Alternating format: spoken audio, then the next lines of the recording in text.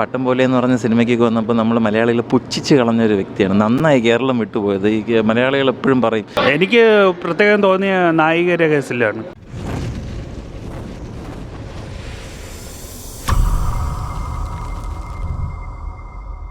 കിടിലം നല്ല സിനിമ. രാഘവ് ജിയാൽ കുറച്ച് റോളേ ഉണ്ടായിരുന്നുള്ളൂ, പക്ഷെ പുള്ളിക്കാരൻ കിടിലായിട്ട് കലക്കി. പിന്നെ നായിക ഇച്ചിരി കുറച്ച് ബോൾഡ് റോള്. എനിക്ക് പ്രത്യേകം തോന്നിയ നായികരുടെ കേസിലാണ്. കുറച്ചും കൂടെ ബോൾഡായിരുന്നു. നല്ല പെർഫോമൻസ്. ഫൈറ്റ് ഒരു ആവറേജ്. അഭിനയം കൊള്ളായിരുന്നു. ഒരു 10 7 അങ്ങനെയൊക്കെ കൊടുക്കാം. രുധിര ആക്ച്വലി ആദ്യമേ നമ്മുടെ സ്വന്തം മാളവിക മോഹനെ കുറിച്ച് പറഞ്ഞാലേ പറ്റൂ.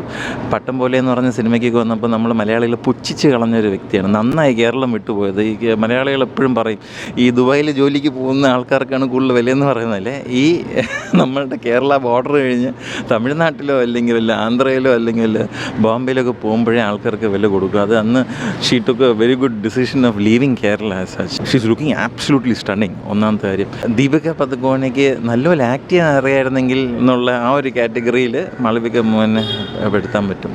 എനിഹോ മൂവി ആസ് സച്ച് ഒരു full blown Bollywood action movie. Siddhant നല്ലപോലെ ചെയ്തിട്ടുണ്ട്.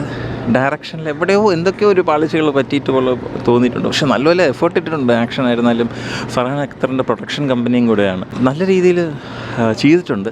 പക്ഷേ സംതിങ് മിസ്സിങ് സംവെയർ.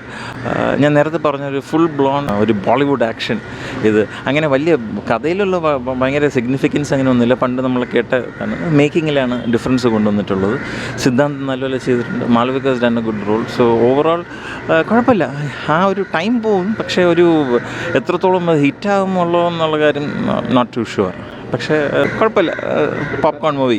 പരിധി കിടന്ന ഗ്ലാമറൊന്നും അല്ല. ഞാൻ പറഞ്ഞ പോലെ ഫോർ എക്സാമ്പിൾ മാളവികയെ കുറിച്ച് പറയുകയാണെങ്കിലും ഷീ ഈസ് ലുക്കിംഗ് സ്റ്റണ്ണിങ്. ഒന്നാമത്തെ കാര്യം ചില ആൾക്കാർ ഓവർ ദ ടോപ്പായി ഇച്ചിരി വൾഗറസ് ആയിട്ട് പോകുന്ന പോലെ തോന്നും. But this she was looking absolutely stunning and hats off to Har.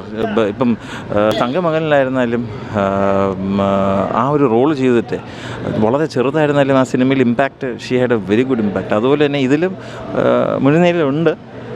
പക്ഷേ അറ്റ് ദ സെയിം ടൈം ഒരു ഹിന്ദി മൂവിയിൽ എപ്പോഴും നമുക്ക് പറയാൻ പറ്റില്ലല്ലോ. നേരത്തെ ഒരു ഹിന്ദി മൂവി ചെയ്തിട്ടുണ്ടായിരുന്നു. ഒരുപാട് നാൾക്ക് ശേഷം മാളവിക മലയാളത്തിൽ നിന്ന് മാറി ഒരു ഹിന്ദി മൂവി ചെയ്തത്. അതൊരു ഓഫ് ബീറ്റ് ഒരു ആർട്ട് ഹൗസ് മൂവിയായിരുന്നു. പക്ഷേ this like full throttle commercial സ്പേസിൽ നല്ല രീതിയിൽ വന്ന് നിൽക്കുന്നുണ്ട്. ഏതൊരു ബോളിവുഡ് ആക്ടറിൻ്റെ ഒപ്പം നിൽക്കുന്ന രീതിയിൽ പെർഫോം ചെയ്തിട്ടുണ്ട്.